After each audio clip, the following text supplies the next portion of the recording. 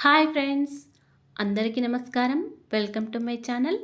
ఈరోజు మన ఛానల్లో మరొక కొత్త రెసిపీ వచ్చేసి పెసరపప్పు మరియు బియ్యంతో ఒక కంబైన్ అయిన రెసిపీని ఏ విధంగా చేయాలో చూద్దామండి. దీన్నే కట్టె పొంగలి అని కూడా అంటారు. చాలా సులభంగా మంచి రుచితో ఈ కట్టె పొంగలిని ప్రిపేర్ చేసుకోవచ్చు. ఎప్పుడైనా దేవునికి నైవేద్యం పెట్టడానికైనా, లేకపోతే మార్నింగ్ టిఫిన్లోకైనా, నైట్ డిన్నర్లోకైనా చాలా ఈజీగా పర్ఫెక్ట్ టేస్టీతో చేసుకోవచ్చండి. చాలా రుచికరంగా ఉంటుంది. మీరు కూడా ఇలా ఒకసారి ట్రై చేసి చూడండి. అలాగే ఫ్రెండ్స్, మా ఛానల్ని ఇంతవరకు సబ్స్క్రైబ్ చేసుకోకపోతే సబ్స్క్రైబ్ చేసుకోండి. ప్లీజ్ సపోర్ట్ చేయండి. మరి నోరూరించే ఈ కమ్మనైన కట్టె పొంగలిని ఇప్పుడు ఏ విధంగా చేయాలో చూసేద్దాం. కట్టె పొంగలి చేయడానికి ముందుగా నేనైతే కట్టె పొంగలిని కుక్కర్లో చేస్తున్నానండి. చాలా ఈజీగా అయిపోతుంది. ఈ కుక్కర్లో ఒక కప్పు వరకు బియ్యం వేసుకొని పక్కకు పెట్టుకున్నాను. ఇప్పుడు స్టవ్ ఆన్ చేసుకొని ఒక కడాయిలో ఒక కప్పు వరకు పెసరపప్పు తీసుకున్నాను. ఏ కప్పుతో అయితే బియ్యం తీసుకుంటున్నామో అదే కప్పుతో పెసరపప్పును వేసుకోవాలి. ఇప్పుడు ఈ పెసరపప్పును స్టవ్ని మీడియం ఫ్లేమ్లో పెట్టుకుంటూ మంచి కలర్ వచ్చే వరకు ఫ్రై చేసుకోవాలండి. ఈ పెసరపప్పునైతే మంటను మీడియం ఫ్లేమ్లో పెట్టుకుంటూ మంచి వాసన వచ్చే వరకు వేయించుకోవాలండి. అప్పుడే కట్టె పొంగలి రుచి అనేది చాలా టేస్టీగా ఉంటుంది. ఇలా వేగిన పెసరపప్పును మనం బియ్యం తీసుకున్న కుక్కర్లోకి వేసుకొని 1-2 సార్లు శుభ్రంగా కడుక్కోవాలండి ఈ బియ్యాన్ని, పెసరపప్పును. ఇలా పెసరపప్పు వేయించడం వల్ల కట్టె పొంగలి అనేది చాలా రుచికరంగా ఉంటుందండి. వేయించిన పప్పుని బియ్యంలో వేసి కలిపిన తర్వాత ఒక 2 టైమ్స్ వాటర్తో కడిగిన తర్వాత మళ్ళీ ఏ కప్పుతో అయితే బియ్యం పప్పుని తీసుకున్నామో అదే కప్పుతో ఒక 5 కప్పుల వరకు వాటర్ వేసుకోండి. మీరు గిన్నెలో చేయాలనుకుంటే ఈ ప్రాసెస్ని ఒక హాఫ్ అన్ అవర్ సేపు ఈ పప్పుని బియ్యాన్ని నానబెట్టుకొని ఉంచుకోండి. అప్పుడు తొందరగా ఉడికిపోతుంది. ఒక 5 కప్పుల వరకు నీళ్ళను వేసిన తర్వాత ఇందులో ఒక 2 టీ స్పూన్ల వరకు నెయ్యిని వేసుకోవాలి. ఇలా నెయ్యి వేస్తే కట్టె పొంగల్ రుచి మరింత పెరుగుతుందండి. 2 టీ స్పూన్ల నెయ్యి వేసిన తర్వాత కుక్కర్ మీద మూత పెట్టుకొని స్టవ్ ఆన్ చేసుకొని ఒక 4 లేదా 5 విజిల్స్ వచ్చే వరకు ఉంచుకోండి.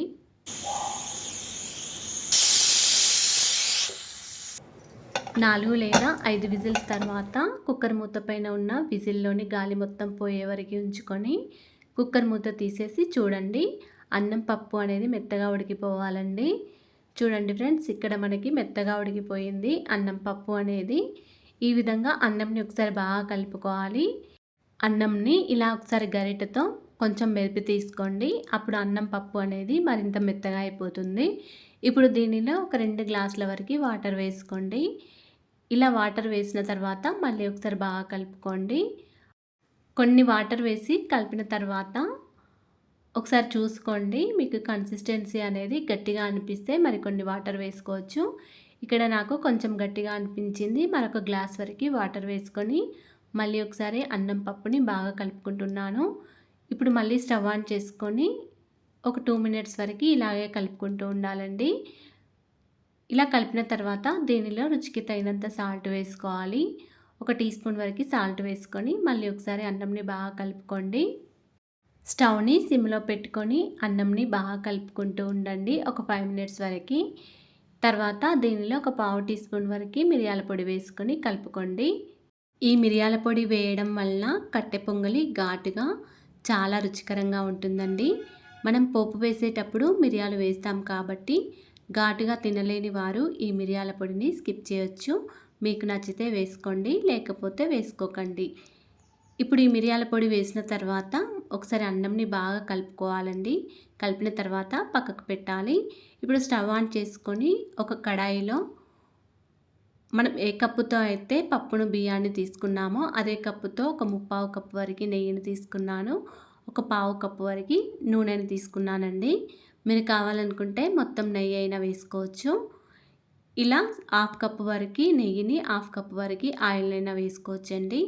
ఇలా ఆయిల్ నెయ్యి వేడైన తర్వాత ఒక టీ స్పూన్ జీలకర్ర, ఒక టీ స్పూన్ ఆవాలు వేసుకొని ఫ్రై చేసుకోవాలి. తర్వాత ఒక పావు కప్పు వరకు పల్లీలను వేసుకొని ఫ్రై చేసుకోవాలి. సగం కప్పు వరకు శనగపప్పును కూడా వేసుకొని ఫ్రై చేసుకోవాలండి. పల్లీలను మీకు నచ్చితే వేసుకోండి, లేకపోతే స్కిప్ చేయొచ్చు. ఇలా పల్లీలు, శనగపప్పు వేసిన తర్వాత ఒక 2 ఇంచుల అల్లం ముక్కను కొంచెం దంచినట్టు చేసి వేసుకోండి. ఒక పావు కప్పు వరకు జీడిపప్పు, 6-7 ఎండుమిర్చి, ఒక 2, 3 పచ్చిమిర్చి ఈ విధంగా పొడుగ్గా కట్ చేసుకొని వేసుకోండి. అదేవిధంగా కొద్దిగా కరివేపాకు కూడా వేసుకొని ఒకసారి బాగా కలుపుకోవాలి. కరివేపాకు వేసేటప్పుడు ఇలా మూత పెట్టుకొని ఉంచుకోండి. తర్వాత ఒక 10, 15 వరకు మిరియాలు కూడా వేసుకొని బాగా కలుపుకోండి. తర్వాత ఒక 2 మినిట్స్ వరకు మూత పెట్టుకొని ఉంచుకోండి. మనం వేసిన అన్ని ఇంగ్రీడియంట్స్ చక్కగా ఫ్రై అయ్యే వరకు ఒక 2 మినిట్స్ వరకు మూత పెట్టుకొని ఉంచుకోండి. మూత తీసిన తర్వాత ఒక పావు టీ స్పూన్ వరకు ఇంగువ వేసుకొని మళ్ళీ పోపును మొత్తం ఒకసారి బాగా కలుపుకోండి. ఈ పోపులో ఇంగువ రుచి చాలా బాగుంటుందండి. ఇలా ఇంగువ వేసిన తర్వాత పోపును మొత్తం ఒకసారి బాగా కలుపుకోవాలి. తర్వాత స్టవ్ ఆఫ్ చేసుకొని ఈ పోపును మొత్తం మనం ఉడికించుకొని పెట్టుకున్న పప్పన్నంలోకి వేసుకొని ఒకసారి బాగా కలుపుకోవాలి. పోపు మొత్తం పప్పన్నంలో కలిసే విధంగా మొత్తం ఒకసారి బాగా కలుపుకోవాలండి. మీకు ఒకవేళ కొంచెం లూజ్గా కావాలనుకుంటే కొన్ని వాటర్ వేసుకొని స్టవ్ మీద పెట్టుకోండి. మీకు ఒకవేళ గట్టిగా కావాలనుకుంటే మళ్ళీ ఒక 5 మినిట్స్ వరకు స్టవ్ని సిమ్లో పెట్టుకొని ఉంచుకోండి. అంతేనండి, ఎంతో రుచికరమైన కట్టె పొంగలి రెడీ అయిపోయింది. ఈ కట్టె పొంగల్ని చాలా అంటే చాలా రుచికరంగా ఉందండి. మీరు కూడా ఇలా ఒకసారి ట్రై చేసి చూడండి. ఈ కట్టె పొంగల్ అయితే దేవునికి నైవేద్యంగా పెట్టడానికైనా, మార్నింగ్ టిఫిన్లోకైనా, ఈవినింగ్ డిన్నర్లోకైనా చాలా బాగుంటుందండి. ఎన్నో పోషకాలు ఉంటాయి. హెల్తీ రెసిపీ కూడా. మీరు కూడా ఇలా ఒకసారి ట్రై చేసి చూడండి. అలాగే ఫ్రెండ్స్, మా ఛానల్ని ఇంతవరకు సబ్స్క్రైబ్ చేసుకోకపోతే సబ్స్క్రైబ్ చేసుకోండి. ఈ వీడియో కనుక నచ్చినట్లయితే ఒక లైక్ చేయండి అండ్ షేర్ చేయండి. మా ఛానల్ని సబ్స్క్రైబ్ చేసుకోండి. Thanks for watching.